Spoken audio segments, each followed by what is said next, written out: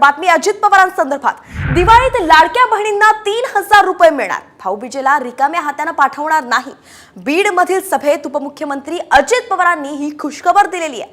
आचारसंहिता लागण्यापूर्वी लाडक्या बहिणींना भाऊबीज म्हणून 3000 रुपये देणारे हा अजित दादांचा वाद आहे असं वक्तव्य सुद्धा त्यांनी केलंय। त्यामुळे लाडक्या बहिणींसाठी ही खुशखबर आहे।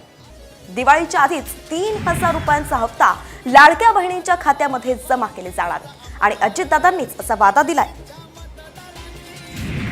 तुम्हाला आचारसंहिता लागायच्या आत माझ्या मायमाऊलींना ऑक्टोबरचे नोव्हेंबरचे 3000 रुपये परत तुम्हाला पाठवतो। जसं माझ्या रक्षाबंधनला आम्ही 3000 रुपये दिले, महायुती सरकारने दिले, तसं भाऊबीज आहे, भाऊबीजेला पण माझ्या बहिणीला, माझ्या मायमाऊलीला मी खाली हाताने पाठवणार नाही, तिला ओवाळणी देणार म्हणजे देणार।